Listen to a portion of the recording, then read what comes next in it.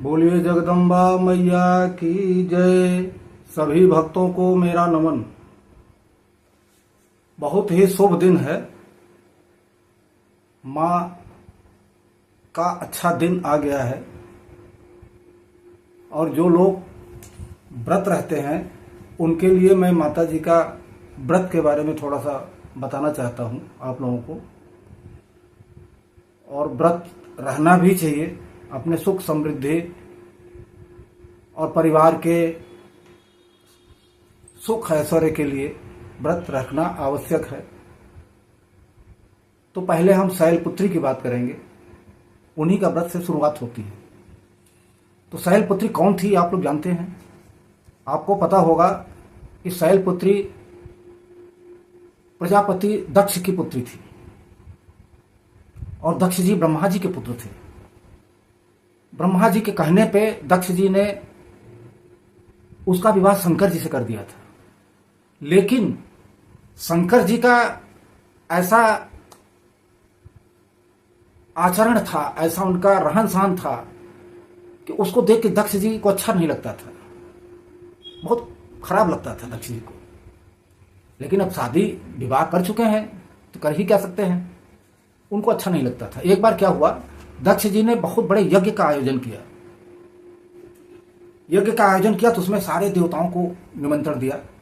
ब्रह्मा विष्णु या जितने देवता थे, इंद्र, सभी देवताओं को निमंत्रण दिया। लेकिन शंकर जी को निमंत्रण नहीं दिया। वो वही कारण था कि शंकर जी उनको पसंद नहीं आते थे। सारे देवता जो है वहां इकट्ठा हो रहे थे, सब अपने अपने विमानों से जा रहे थे। आकाश में इतना कोलाहल हो रहा था कि सती जी ने जब देखा सुना तो शंकर जी से पूछा कि स्वामी ये इतना कोलाहल काहे का हो रहा है? तो शंकर जी ने कहा कि तुम्हारे पिताजी जो है वो बहुत बड़े यज्ञ का आयोजन किए हैं, उसी में सारे देवता लोग वो उनके घर जा रहे हैं। तो सती ने सोचा कि यज्ञ का आयोजन किए हैं लेकिन आपको निमंत्रण नहीं दिया है। मन में सोची, उनसे नहीं कहीं ये क्या कारण है, ऐसा क्या हो गया? फिर सोचने लगे कि अगर इतना बड़ा आयोजन किए हैं तो अगर शंकर जी नहीं जा रहे हैं तो हम ही चले जाएं, 2-4 दिन रह लें। तो शंकर जी से आग्रह करने लगे कि हे स्वामी, अगर आपकी आज्ञा हो, अगर आप कहें तो मैं भी जाके 2-4 दिन पिताजी के यहाँ रह लूँ, थोड़ा सा मेरा भी मन इधर उधर हो जाए, ठीक हो जाए। शंकर जी ने कहा कि नहीं, विवाहिता स्त्री का ये कर्तव्य नहीं है कि बिना बुलाए वहाँ नहीं जाना चाहिए, वहाँ ठीक नहीं है। लेकिन उनका आग्रह इतना ज़्यादा था, इतना तीव्र था कि शंकर जी मना नहीं कर पाए। फिर अपने 2 गण दिए उनके साथ और उनको भेज दिए। शंकर जी तो जान रहे थे, समझ रहे थे कि इनके जाने से वहाँ ठीक नहीं है, लेकिन अब इनका हठ है, आग्रह है, तो जाएं भी हो आवे। वहां गई सती जी। सती जी जब वहां गई तो वहां पूरा दृश्य देखी तो अभी तो कुछ पता है नहीं उनको।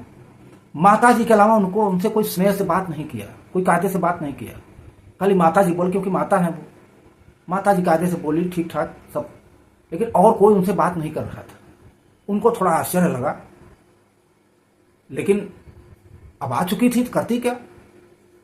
जहां यज्ञशाला बनी थी वहां गई तो सब देवता लोग बैठे थे, सब अपने अपने जगह पर सब बैठे थे।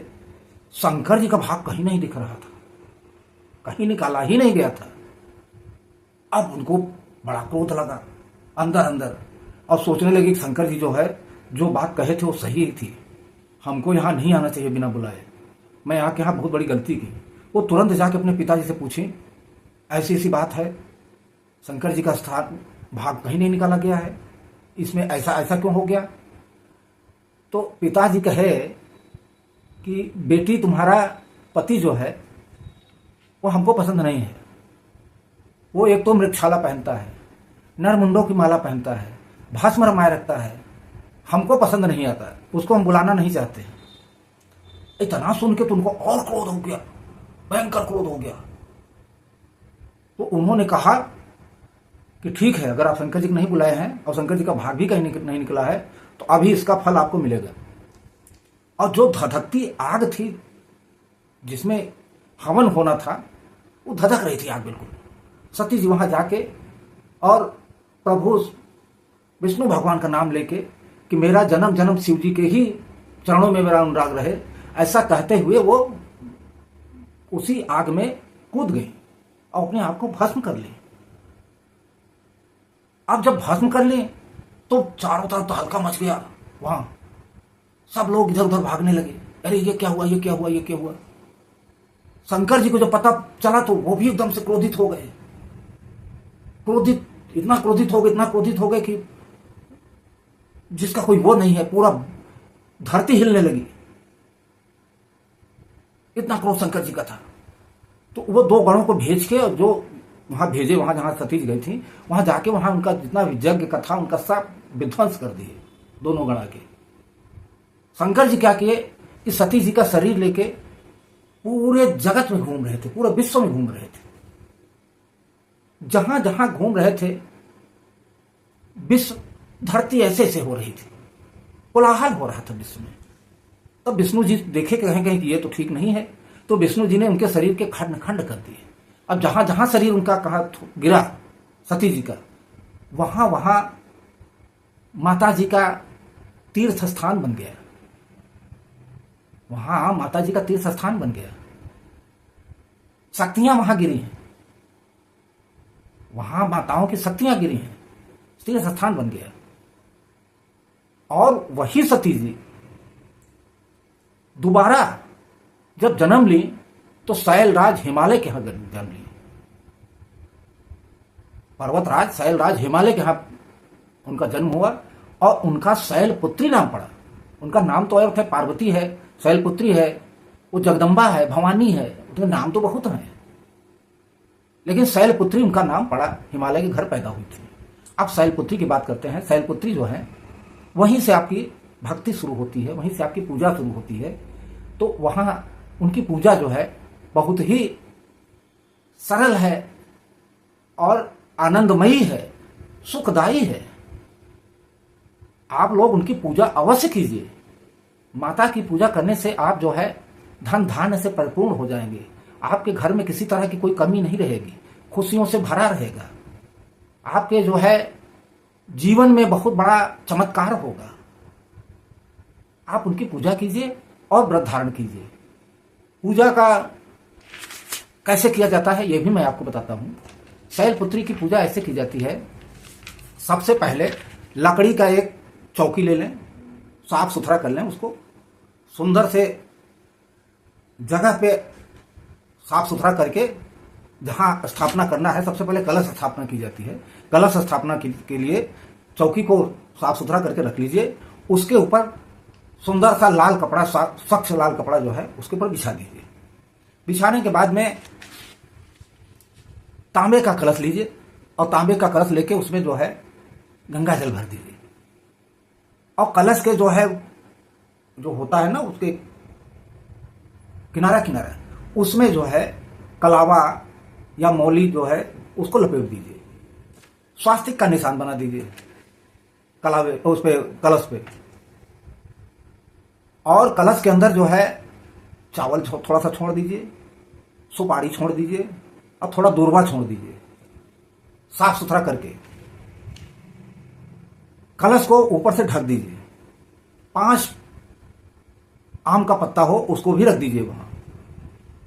एक नारियल ले आइए, नारियल को लाल, स्वच्छ लाल कपड़े से बांध दीजिए, उसको कलावे से भी बांध दीजिए, और उस कलश के ऊपर रख दीजिए। उसके बाद में ये मिट्टी का बर्तन हो, चाहे गमला हो, चाहे और मिट्टी का बर्तन हो, उसमें स्वच्छ मिट्टी डाल के जौ के दाने बो दीजिए, और उसमें पानी डाल दीजिए। पानी आपको 9 दिन लगातार उसमें थोड़ा थोड़ा डालना पड़ेगा, थोड़ा थोड़ा डालते रहिए। और माता जी का चित्र कलश के बगल में रख दीजिए। उनको हल्दी चढ़ाइए, और फल चढ़ाइए, मेवा चढ़ाइए, मिष्ठान चढ़ाइए, पूजा कीजिए, ढंग से पूजा कीजिए, मन लगा के पूजा कीजिए। और एक आग का टुकड़ा जो है, कंडी जो है जला के, वो भी बगल में रख दीजिए। उसमें जो है 2 लौंग ले लीजिए, 2 लौंग लेके घी में डुबो के, और माता जी का नाम लेके अग्नि में डाल दीजिए, जो अग्नि जल रही है। माता जी को गुड़हल का फूल बहुत पसंद है, गुड़हल का फूल चढ़ाइए उनको, वो बहुत ही पसंद है, माता जी को अत्यंत पसंद है।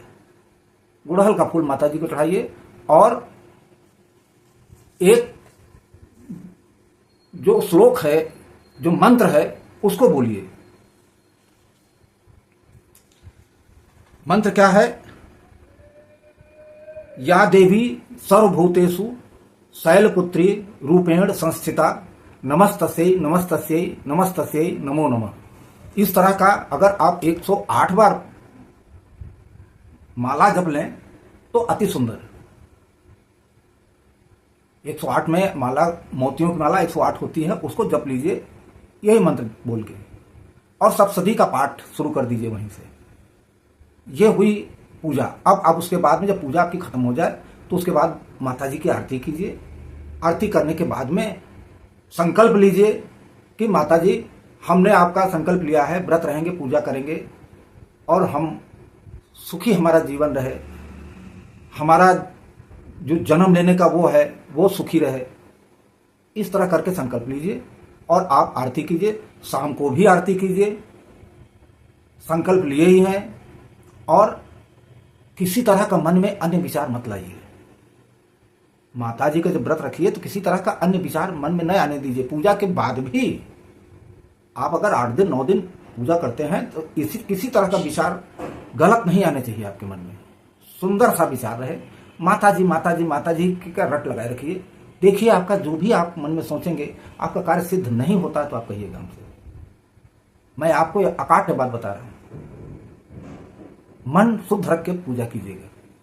ये हुई माता जी की, शैलपुत्री की बात। अब दूसरी आती है इसके बाद में ब्रह्मचारिणी माता। ब्रह्मचारिणी माता क्या है? ब्रह्मचारिणी माता है, ब्रह्म का अर्थ है तपस्या, और चारिणी का मतलब होता है आचरण। जो तपस्या पार्वती जी ने की थी वो तो कोई नहीं कर सकता। शंकर जी को पाने के लिए कितनी बड़ी तपस्या की थी पार्वती जी की, आप लोगों को पता नहीं होगा। वो तपस्या में इतना लीन थी कि 100 वर्षों तक तो उन्होंने साग खा के तपस्या की। 3000 वर्षों तक केवल हवा पी के रहा। उसके बाद में वो जो बेल का पत्ता जो नीचे गिर जाता है ना, उसको खा के रही बहुत दिन तक। वो उसके बाद वो भी छोड़ दें। उनका नाम अपर्णा पड़ गया था उस समय, और केवल शिव जी को पाने के लिए। इतनी बड़ी तपस्या की थी कि उनका जो है शरीर जीर्ण शीर्ण हो गया था। शरीर का पता ही नहीं था शरीर कहां है, लेकिन तपस्या में अपने लीन थी। तो ब्रह्मचारिणी का मतलब आप लोग समझ ही रहे होंगे। ब्रह्मचारिणी माता का भी व्रत और पूजा बहुत ही ढंग से कीजिए, अत्यंत सुंदर मनोहारी आपको फल मिलेगा। ये आप विश्वास करके काम कीजिए। इनका मंत्र है, या देवी सर्वभूतेषु ब्रह्मचारिणी रूपेण संस्थिता नमस्तस्यै नमस्तस्यै नमस्तस्यै नमो नमः। इस तरह का जाप आप अगर 108 बार करें तो अत्यंत सुंदर, अति सुंदर, आप कहां से कहां पहुंच जाएंगे आपको इसका अंदाजा तक नहीं होगा। माता जी को उसके बाद आरती कीजिए, शाम को फिर आरती कीजिए। माता जी को भोग अगर घर में बना हुआ अगर कोई चीज बना लगाते हैं तो इससे और सुंदर कुछ हो ही नहीं सकता। मिष्ठान चढ़ाइए, फल चढ़ाइए, मेवा चढ़ाइए, सब कुछ चढ़ाइए, लेकिन घर का बना हुआ अगर आप रोज चढ़ाते हैं माता जी को तो अति सुंदर, इससे सुंदर और कुछ नहीं है। अब तीसरी माता जी आती हैं चंद्रघंटा। चंद्रघंटा माता का क्या है? चंद्रघंटा माता का अर्धचंद्र जो है उनके ऊपर है, और उनका घंटा इतना तेज है, इतना विशाल है कि उसकी आवाज भी आप सुन नहीं सकते हैं। सूर्य के समान तेज उनका है। उनको भी उसी तरह आप आरती कीजिए, पूजा कीजिए, फूल चढ़ाइए। माता जी को गुड़हल का ही फूल पसंद है और कनेर का फूल अत्यंत पसंद है माता जी को। ये आप लोग माता जी को चढ़ाइए और भक्ति से पूजा पाठ कीजिए। भक्ति से पूजा पाठ करने से आपको सारा फल उसका मिलता जाएगा। किसी से आपको कुछ कहने की जरूरत नहीं पड़ेगी। माता जी आपको सब कुछ दे देंगी। आपको मांगने की जरूरत कहीं नहीं पड़ेगी। खुद माता जी जितना दे देंगी, आप दूसरे को देंगे। सबसे बड़ी पूजा यही है कि केवल पूजा कीजिए और दूसरे का मत सुनिए, उसमें न दूसरे का दिमाग में आने दीजिए। अपने पूजा कीजिए, आरती कीजिए और संकल्प शुरू में ले ही लिए हैं। संकल्प की कोई जरूरत नहीं है। संकल्प एकदम लास्ट में खत्म होगा, जब आप पूरा कर लेंगे तब संकल्प खत्म होगा। पूजा कीजिए, आरती कीजिए और रोज यही का क्रम कर लीजिए, डेली। किसी दिन ऐसा ना हो कि आप न करें। एकदम मन लगा के पूजा कीजिए। इनका मंत्र है, या देवी सर्वभूतेषु चंद्र घंटा रूपेण संस्थिता नमस्तस्यै नमस्तस्यै नमस्तस्यै नमो नमः। अगर 108 बार करते हैं तो अति सुंदर, आपके सारे सब जितने वो हैं सब पूरा होंगे। मनोकामना जितनी है सब पूरा होगी। अब आती हैं इसके बाद कूष्मांडा देवी माता। कूष्मांडा देवी माता का क्या है, आप इनका जानते हैं क्या है? कूष्मांडा देवी माता का मतलब यह है कि ब्रह्मांड को उत्पन्न की है ये तो माता। ये पूरा ब्रह्मांड जो है माता जी की ही देन है।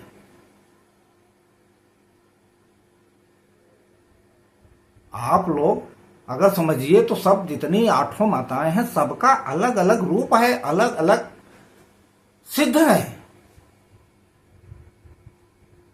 ब्रह्मांड उत्पन्न करने वाली कुष्मांडा माता जी हैं। इनकी भी आप जो है पूजा कीजिए। इनको भी वही गुड़हल का फूल अत्यंत पसंद है।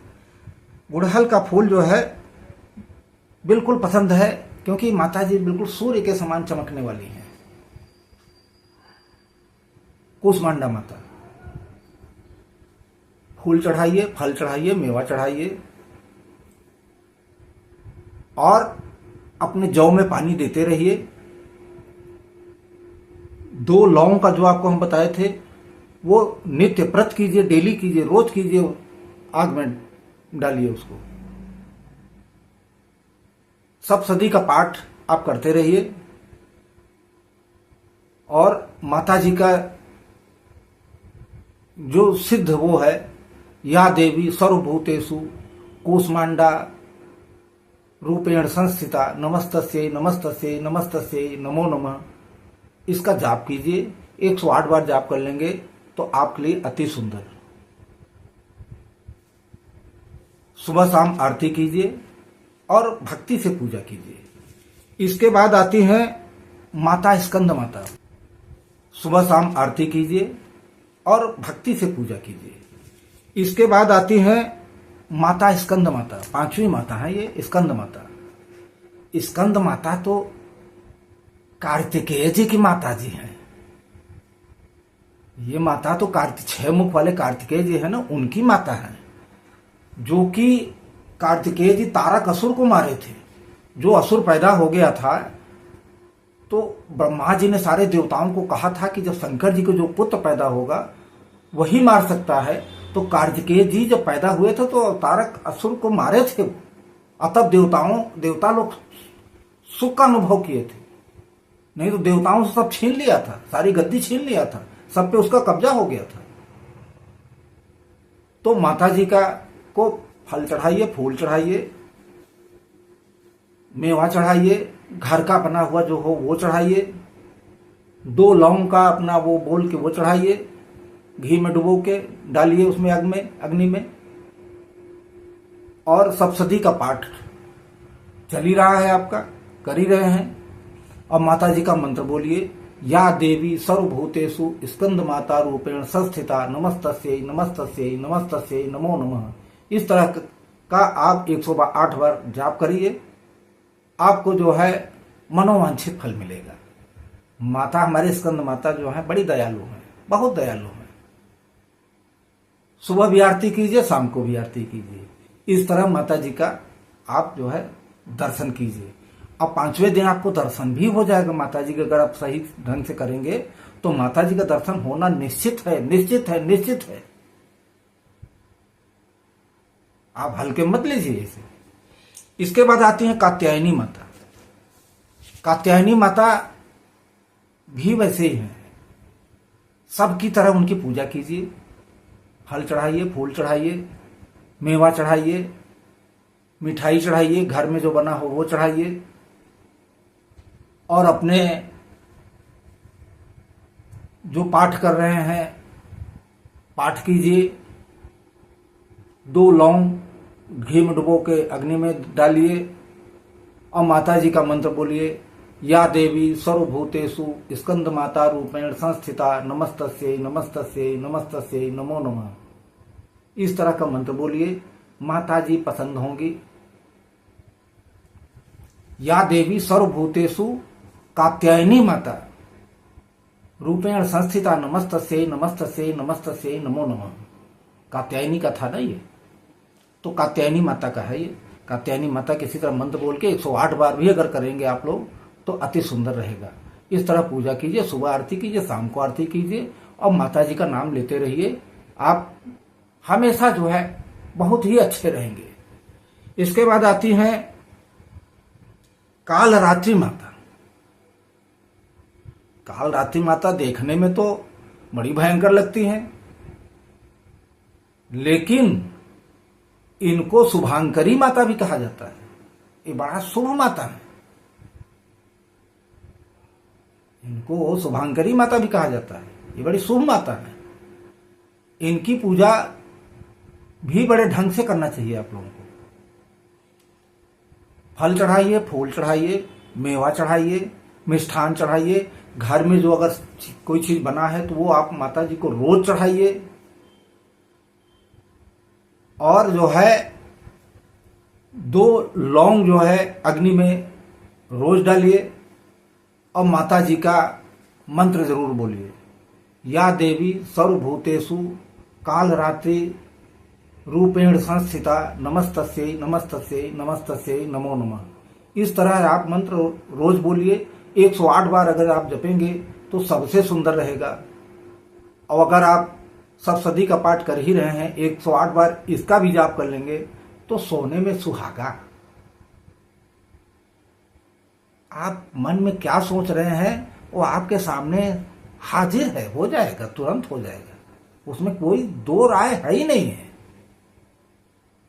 सुबह शाम आरती कीजिए और माता जी का नाम लेते रहिए। अब आती है 8वीं में महागौरी। महागौरी 8वें में। महागौरी को तो शंकर जी ने वरदान दिया था गौर वर्ण की हो जाओ, इसीलिए उनका महागौरी नाम पड़ा और माता जी गौर वर्ण की हो गई थी। माता जी की सवारी जो है वृषभ है, बैल पे सवारी है। और जो है फूल चढ़ाइए, फल चढ़ाइए, मेवा चढ़ाइए, घर में जो बना हो वो चढ़ाइए। 2 लौंग का